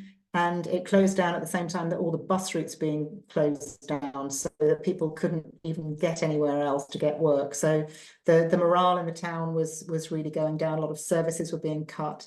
And when the council proposed closing the pool, that was sort of the last straw for the community. And Pam Barrett, who actually led the charge, was a very senior civil servant, and she knew that the council had a legal duty to keep the pool open as sole trustee of the pool, and so proposed solving that problem for them by taking over the charitable trust. And the community has run it ever since. They were so empowered by this experience that the same group of people then stood for the local council, following the flat pack democracy movement that was founded nearby. And they took over the town council and completely changed the way that democracy was run in Buckfastleigh, did a lot of consultative budgeting and co-creation with the community. So it wasn't just the Lido that was turned around by people power there. And then we've got Jubilee Pool Penzance, another absolute beauty, the cover girl from Ken's book, which was reopened in its current form in 2007, again by a community group that took over the ownership of the lease and has run it ever since. As I'm sure everyone knows, they now have a geothermal section, geothermally heated section, thanks to a geothermal well that was drilled nearby as part of a sustainable energy scheme. So we've seen the Lido resurgence really accelerating over the 2000s and 2010s. And then in 2023, it was dubbed Year of the Lido. We had 3 pools opening or reopening. The first one, which we've seen in Vanessa's talk, is Sea Lanes in Brighton. That opened in June. Brand new pool, first new Lido to be built in this country since the 1990s. 50-metre pool right on the seafront in Brighton. And this isn't a community model. This is a commercial model with social purpose. So it was built as a commercial model, with the buildings that we see on the left are called the Village. And there are a series of rental units and compatible offers. So there's a physiotherapist, there's bars and restaurants, there's Swim Trek, who are an international swimming holiday company. They have their HQ there. There's a yoga studio. So it's all really compatible businesses. And the rents from that helps to repay the capital on the building of the whole site. It's a beautiful, beautiful pool. Then we have Albert Avenue in Hull, completely different again. So this is right in the middle of a housing estate, very much for the immediate community. While it will also attract visitors, but it's very much focused on the immediate community and improving the health and well-being of that community, entirely funded by Hull Council, who've invested quite heavily in health and well-being and in cycling and other good things in the city over the last 10 or so years. And then we have Cleveland Pools in Bath, which opened on my birthday last year in September. This is Britain's oldest outdoor pool, built in 1816, built in 1815, opened in 1816. And that reopened in September last year after a 20-year campaign by a community charitable trust. The tenacity of those people just absolutely knows no bounds. And they've managed to reopen it in partnership with Fusion as their operator. So an incredible year, and as well as these 3 openings, there was a lot of other advancements in Lidos, a lot more refurbishments, either opening or being announced. Hilsea Lido in Portsmouth is about to get a big injection of cash thanks to levelling up, thanks to their local MP. And Tinside and Mount Wise in Plymouth, as I've mentioned, they're getting investment through the Heritage Lottery Fund's input into Plymouth. And Northcroft Lido in Newbury had a 5 million investment last year. So there's a lot of advancements that happened last year, and then more and more Lidos opening through the winter. So the next wave, the members of the Future Lidos crew. Here's again just half a dozen of 40 or 50 projects that we have now. Grange Lido in Cumbria. This is one of the real 1930s beauties. This is right on the edge of Morecambe Bay. Views across the bay to the Lakeland Fells. It really is the most extraordinary site. This beautiful mushroom-shaped pool with a unique diving stage, pavilion seating around the sides, as you can see. That is currently being, that the buildings are being renovated by the local council, who unfortunately are filling in the pool. They say that the infill is temporary and can be easily removed, and Save Grange Lido, which is a really passionate group of campaigners who've been working since 2009 to get the site reopened, plan to then take on the site and raise the funds and reopen the Lido. Then we've got Tynemouth Open Air Pool in the northeast. That's an image of what we could have. Another beautiful sea pool right on Long Sands Beach. There's Bryne Lido in South Wales. Wales used to be dotted with pools, the Welsh Valleys in particular. They were all built, as this one was, by miners for the community.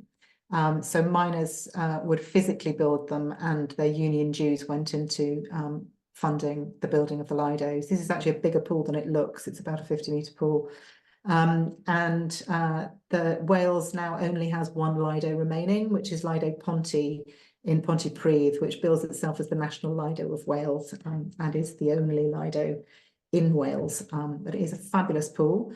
And Byrne Avenue is one of several campaigns across Wales to reopen historic pools, as well as some campaigns to create new ones. Eastville Park Lido in Bristol is a new pool in a park which had a Lido. So it's not reopening the same site, it's creating a new pool in the same park in a very culturally diverse community in the city that has very little provision in the way of health and wellbeing and physical activity. Tarlair Pools in Aberdeenshire, another Art Deco beauty for you in an absolutely unique location. And the Yorkshire Swim Works, which that's an image from their Instagram from this morning. It's the 3 days to go till they launch their website and announce their new site on Friday. So I would encourage people to seek that out. Yorkshire Swim Works will be natural swimming ponds on the Yorkshire Dales. The typologies across the Future Lidos group are really varied. So they include the classic Art Deco pools like Grange, but also really new, innovative, natural swimming ponds and all points in between. And the way to find them is to head to our website, futurelidos.org. This is our Lido map. So the blue pins are the extant operating Lidos, and the orange pins are the Future Lidos projects and campaigns. You can see the distribution of them. And if you hop on that on our website, on the Lido map, you can then find a Lido to swim in or a campaign to support near you. Thank you very much. Brilliant. Thank you very much, Deborah. That feels like a very positive place to end your talk, because there's so many of them dotted around there, and that seems like it's a good metaphor for the progress that you've made. So excellent. Thank you very much indeed for that. And we're going to end this evening with Jim O'Keefe, who is a retired history lecturer. He currently volunteers at the Byrne Avenue Baths in Birkenhead, and that's going to be the subject of his talk, a case study we've got here. And his roles there are historian, guide, and gardener. We hope that gardening isn't actually in the pool, but I guess you're going to tell us, Jim. You're going to tell us about the plans for the swimming pool initiated back in 1905 through to the use of the bath as a community centre today. So when you're ready, if you want to put your video on, Jim, so we can all see you. Brilliant.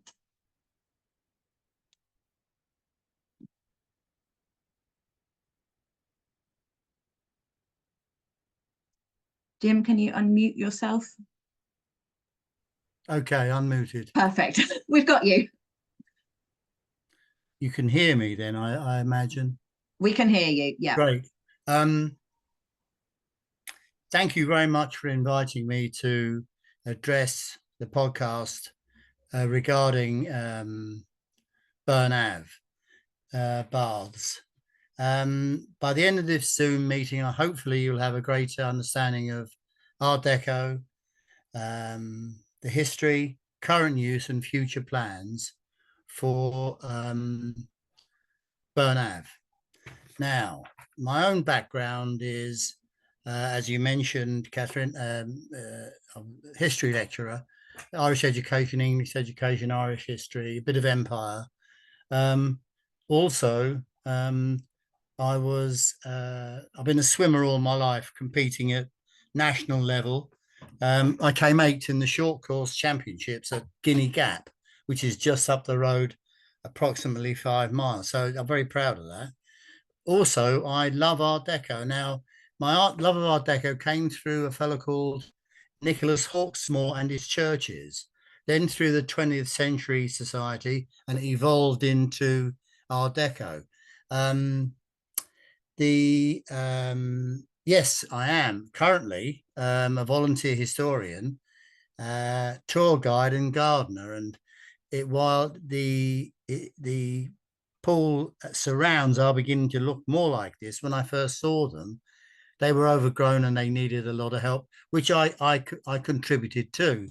Now, how I discovered Byrne Avenue Baths. Now, that's a bit of a story because I lived in London for 70 years, and my wife comes from Bromborough. Originally, she was raised there, and she always wanted to retire here, so we did. But through those years that we knew each other, she mentioned Byrne Ave, and she learned to swim there. She swam for Birkenhead Swimming Club, and other people she knew swam there. And I thought, well, if we come across that, we'll have to go in and see what it's like. And I think 3 or 4 times I said, "Are we?" No, she said, "We're not close." But I didn't know the area as well as I do now. But one day I said, "Oh, yes," she said. So I turned left onto Old Chester Road, and there it was, the gem of an Art Deco swimming pool.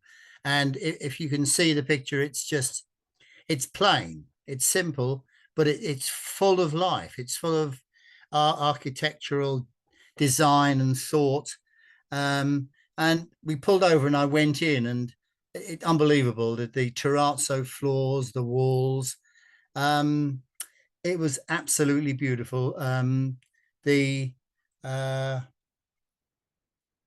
condition of it, I'll talk to you further on, but the idea of having a swimming pool in the south of Birkenhead was mooted on the 12th of January 1903. So it was a Monday, apparently.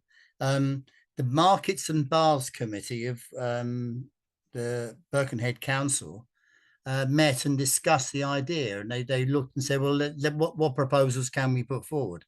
But Markets and Baths Committee, that's a funny one, that. How the two were put together, I don't know. I can't divine how that was actually done. The baths didn't open until the 27th of March 1933.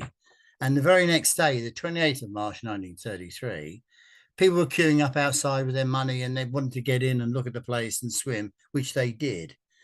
The land was bought in 1903, and the delay through to 1933 can be put down to financial constraints. But the cost of the land in 1903 was £4,186, which equates to 638,000 this year, which is a sizable chunk of money.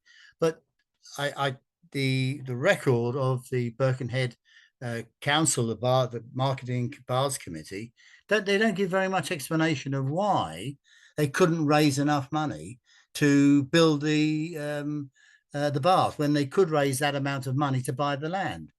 Anyway, that's another day's work. It first of all was a market garden and then an orchard. Then the road was built around it, and it was called Byrne Avenue after Alderman Byrne, who had 29 years service with Birkenhead Council and who mooted the idea in the first place. Eventually, houses were built around it, and Byrne Avenue was named after, the road was named after the councillor. But then in 1929, what happened was the pressure of more people in the area, of housing development, and a general want of something in New Ferry to be a centre began to grow, and the money was borrowed from the Unemployment Grants Committee. And that, again, we've seen it's provided money for other buildings in that time. The one of the conditions was that 90% of the men employed, and it was men in those days, who were to be employed on building this bath, were to be from the local area. They were to be brought in through the local labour exchanges. And the loan was 45,950, which today is £3,764 and £12, I should say. So that's a considerable amount of money, even for those days. But what they got is this absolute gem. Compared to the Empire State Building, the Chrysler Building, the Hoover Building on the north, the Western Avenue, the Radiator Building near the Palladium, stuff around the world, because when it actually took off, after 1925. And if I can read this to you, the exit was the Exposition Internationale des Arts Décoratifs et Industriels Modernes. And that was the exhibition of the first exhibition of Art Deco in Paris, apparently on the banks of the Seine. But the name Art Deco came from an historian called Bevis Hiller. She published her the first major academic work on the style of Art Deco in the Art Deco of the 20s and 30s, and that's where it's got its name. Now, another one is in Napier in 1931 had a dreadful earthquake, and it was ruined, destroyed, and they didn't know what to do. Well, some bright spark did, because he actually said the fashion is Art Deco, and they built the whole town on Art Deco. And maybe one day I'll get there. Who knows? Now, the next thing is, could I have photo number 2, please, Lucy? This is the plan of the baths, and it's absolutely intricate, fascinating, and what have you. On the bottom are the 2 steps leading up to this sort of crush room. I think it says crush room or a crush foyer, which is very, very interesting. At the bottom is Byrne Ave. On the left is Old Chester Road. The entrance there, you can go up the stairs to this balcony, which is huge, massive. And there's the pool, which is the same length as the other pool, but it's narrower. And at the back of if you look where the entrances are and go back, there's changing rooms, staff rooms, other areas. And at the back, there's a laundry room. Here on the left and on the right, again, are by the entrances, they're the slipper baths. This large pool was covered in the winter, and they had dances, dinners, film shows, sporting events, you name it, that was held there.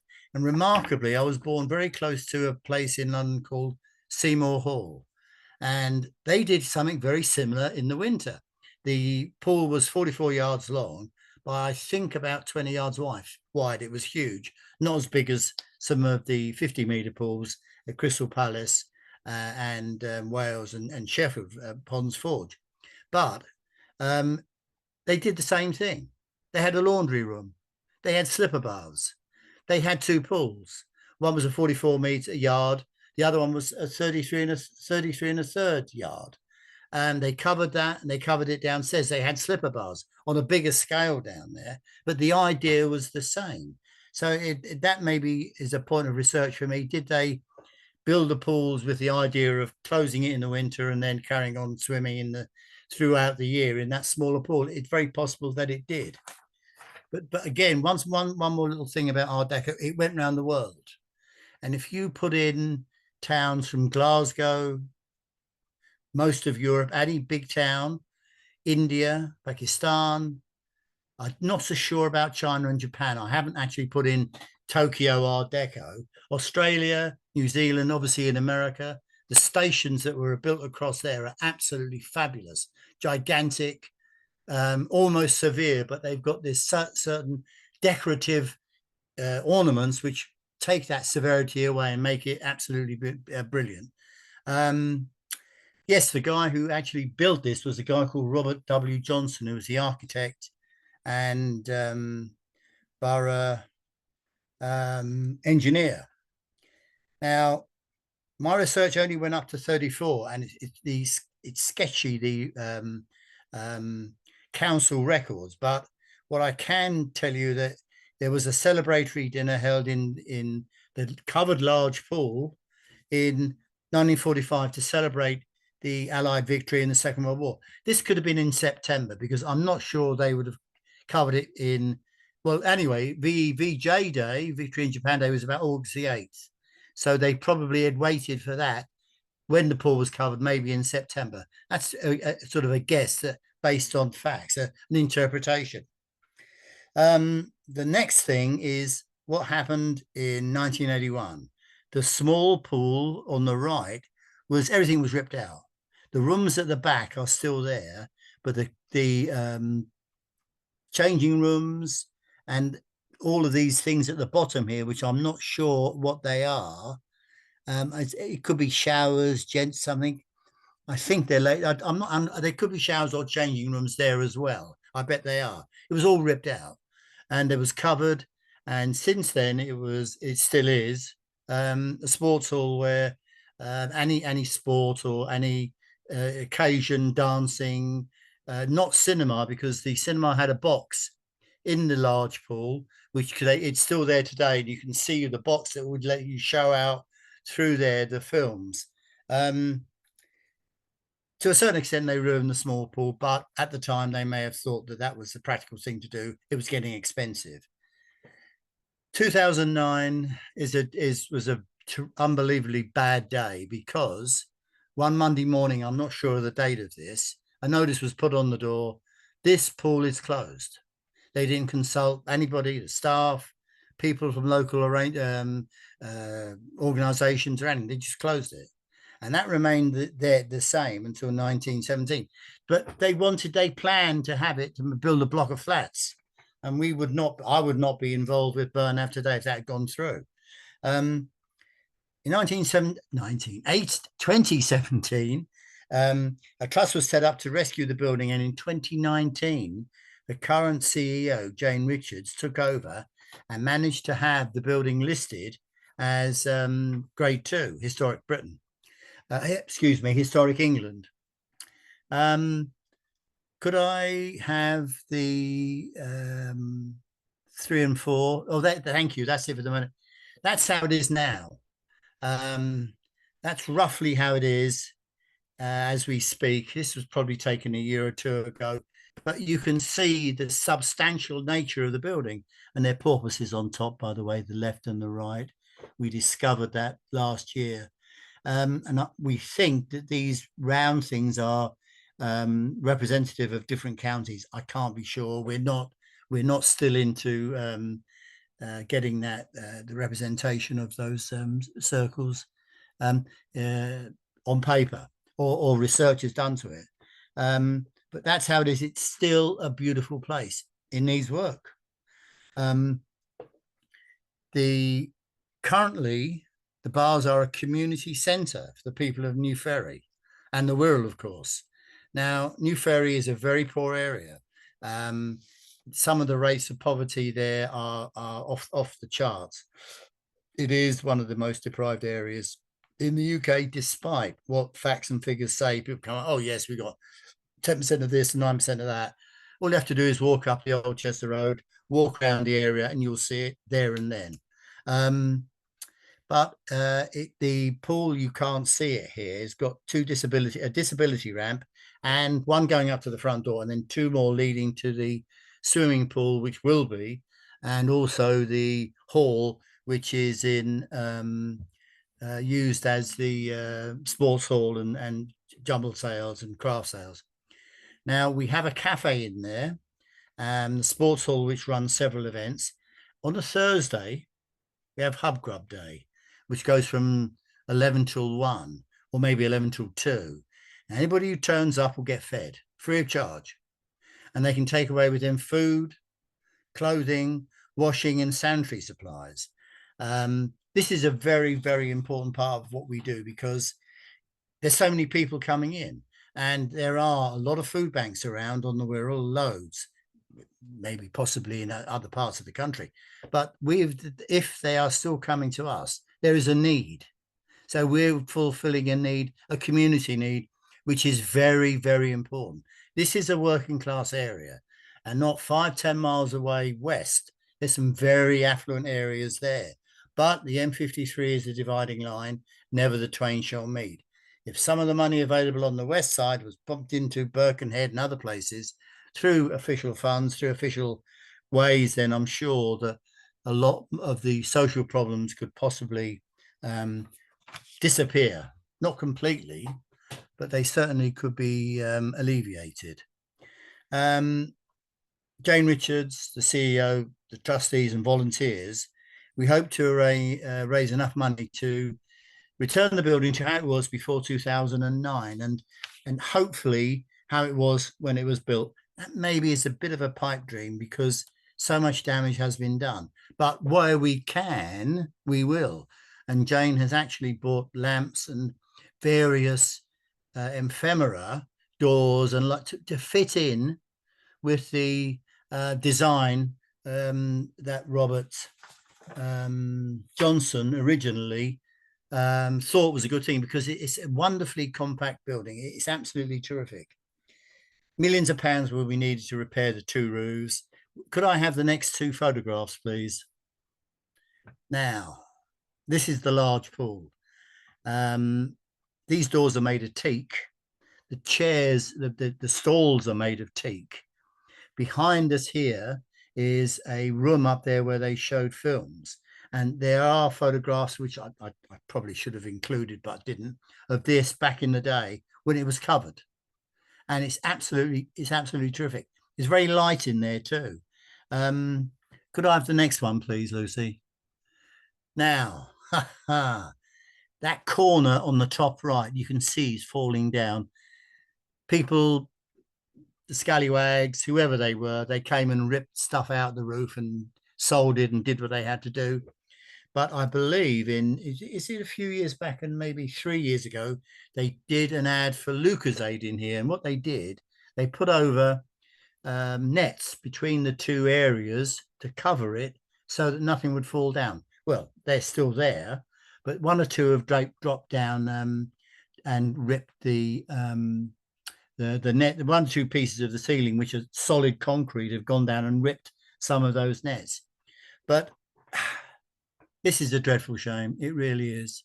Not only will it cost millions to put the roofs together, but also it will mean installing a filtration pool for to run the place, to put the water in, to make it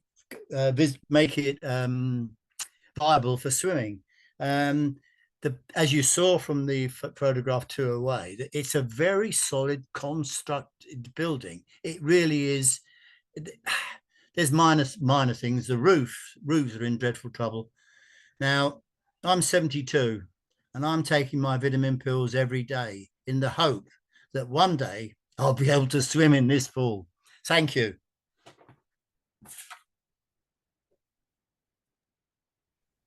Thank you very much, Jim. Well, we certainly hope that you get your wish. I mean, it does look in rather a sorry state at the moment, doesn't it? So yes. At least it's got a great team of supporters in you and the others by the sounds of it. So yes, thank you. Keep pressing on.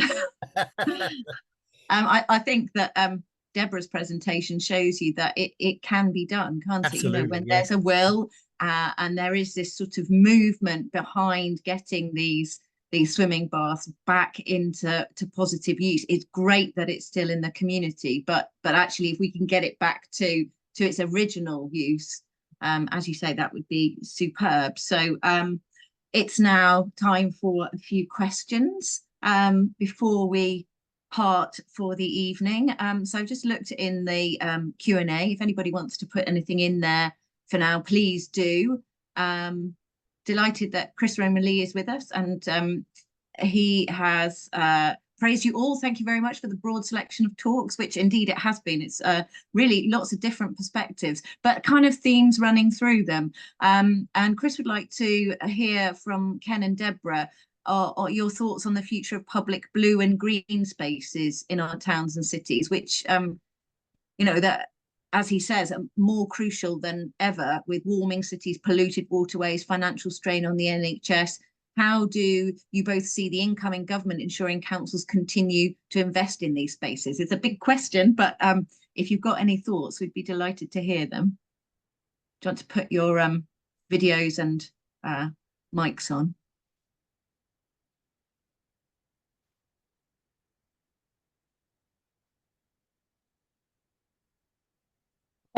Yeah, that is a big question. One of the ways that the incoming government can help the councils to invest in the Lidos is to invest in the councils, of course. You know, one of the major problems that we've had is the amount of money that's been taken out of councils' budgets over the last 14 years has led to not only problems in the leisure sector, but across all sorts of sectors, and social care would be one of the big ones too. But I mean, I would hope that there's a new Michael Marmot report out this week. They've just launched a new fund with Legal and General to support communities in delivering wellbeing projects on the ground. You know, I would hope that those kinds of currents would be picked up by the incoming government. Certainly the climate adaptation aspect, New York State has really picked up on that. They're investing in outdoor pools specifically to address urban heating and provide cooling opportunities for the population as well as for the atmosphere. So there's just a few thoughts on how the incoming government might pick up on it, and it's a joined up thinking really across public health, inclusion, equity, and climate. I think they all converge on Lidos because I'm somewhat obsessed with them, but I do see the work that Lidos are doing, bringing all of those themes together. Ken, do you want to unmute yourself so we can hear you? Lovely, thank you. So you're still muted. Could I ask you one question, Kathryn? How do I start my video? I can't manage to do it. Well, we could see you. Oh, you can. Oh, okay. Oh, Jim. Oh, sorry. Hello. Yes, yeah. Ken, we can hear you now. Yes. You should have your video in the bottom left, Jim. Ken, do you want to well, I mean, one thing we haven't mentioned is water quality, which is going to be one of the big issues of the next couple of decades. The money we pay to water, what happened to our public water system, and the whole thing about the quality of seawater and the quality of water in the rivers in the towns and cities are coming, and that has to be somehow turned into a discussion about swimming and public access to water and public access to high quality air. So it's very strongly linked to air quality and water quality. And I think that's the argument we have to make. I mean, I assume that the lottery fund will carry on going. And they did did quite well with the lotteries and certainly the parks. And it is simply a case of carrying on making the argument. Yeah, thank you. I think seeing, Deborah, your slides of all of those Lidos, the open air pools, just simply in the Liverpool area that you showed from the 20s and 30s, and how many of those have gone, it shows you that difference, doesn't it, between the prioritization of public swimming in the interwar period and where we've got to now, and we need to rethink, don't we? Really interesting, Ken, your point about how leisure was brought indoors in that later 20th century period, because that's absolutely what I find for the seaside story as well. And it's almost like we had to get through that to come out the other side. But so much was lost in that period, wasn't it? All these wonderful Art Deco Lidos, it was in that sort of 70s, 80s period that they started closing down. I mean, Jim gave us the example of 1981, the small pool closed at Byrne Avenue. So it's part of a social shift, isn't it, Ken, as you were saying? Yes, you do have to kind of tune in to the mood of the times. And then now the mood of the times is to do with things like well-being.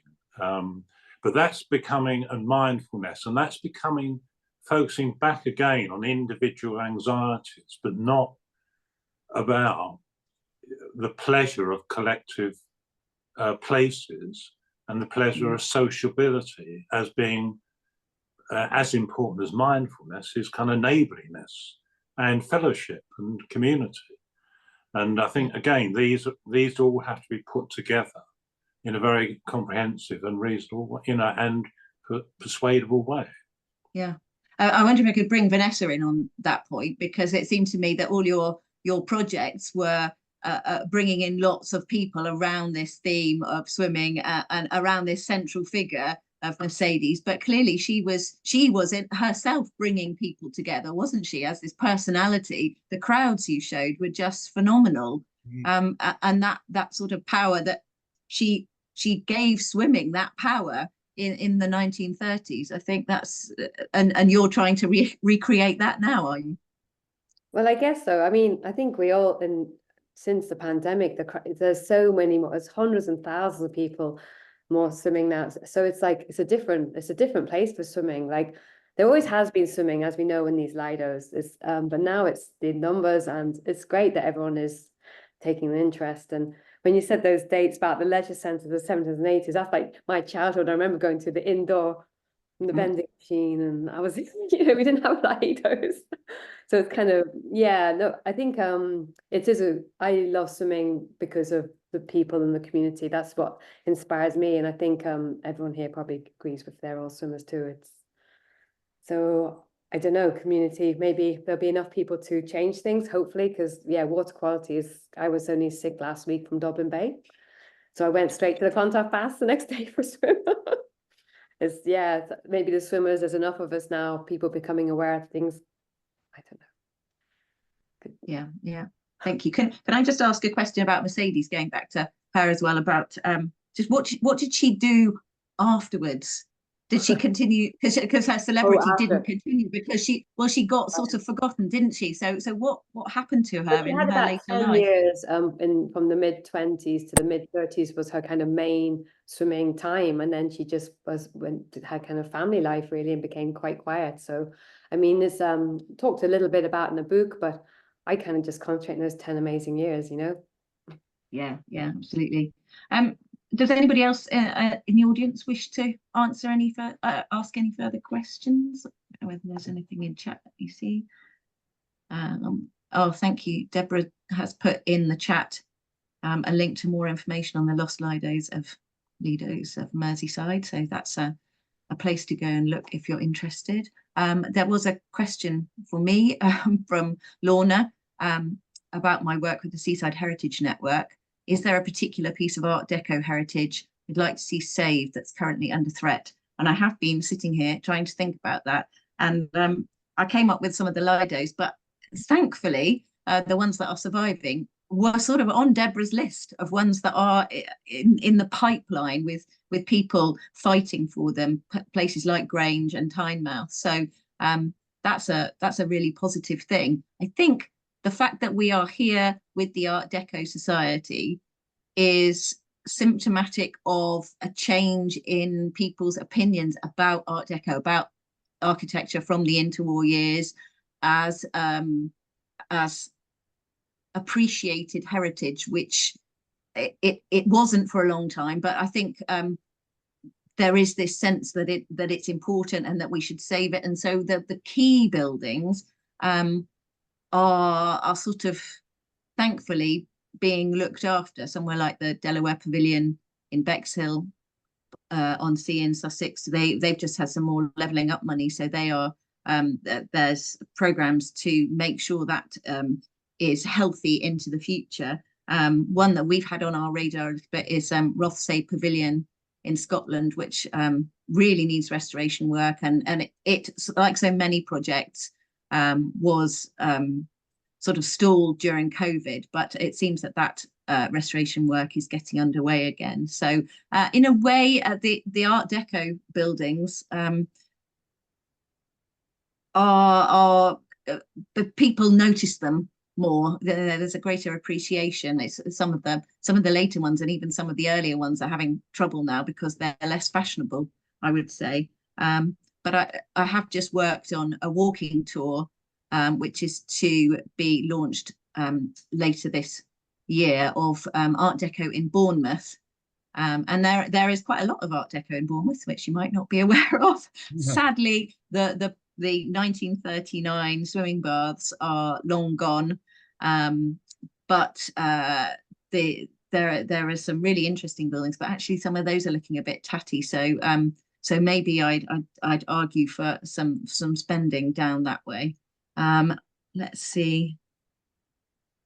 Lorna's come back for awareness. Bonaccord Baths in Aberdeen is having an open day tomorrow. Anybody in the Aberdeen area fabulous Art Deco pool being restored. Probably a bit late to make it there from Sussex for me, but it sounds like a good day. So thank you very much for that, Lorna, for mentioning it. I don't know, Ruthie, Lucy, is there anything else you want to add? Actually, I just have a quick question for Vanessa, if that's okay. Vanessa, do you know, well, I'm sure you do, but can you tell us anything about Mercedes' Vindication swim? Well, yeah, well, it's all in the book, but basically Mercedes, her swim she did on the 7th of October. Then it was a few days later, what's her name? Dr. Kathryn, have a name that. Another Dr. Dorothy Kathryn Logan decided to swim the channel, but she had arranged to kind of fake it. And I don't think it wasn't anything to do with Mercedes, it was just to show in general how someone could potentially pretend to swim the channel. And then because when she unearthed this big hoax, it then put maybe doubt on Mercedes' swim, which she had completed. And because of the personality that Mercedes was, she said, well, I'll do it again. I'll show you, you know what I mean? So that's what it was all about. Yeah. And so she didn't make it across in the Vindication swim, but it was a very tough cold. And it was only a few weeks after the other swim. And when you think about it, like nowadays, if you swim for 15 hours, you don't go into the sea a few weeks later and do it again. You recover a bit. So yeah, it was just one of those things. But okay, thank you. And quickly, Jim, can I ask you a quick question? Sure. In I think the third photo, the blue railings around the pool, you know, are they the original? Is that the original ironwork or more recent? No. That surprised me when I first walked in, because the outside of the building is unbelievably Art Deco all the way around at the back.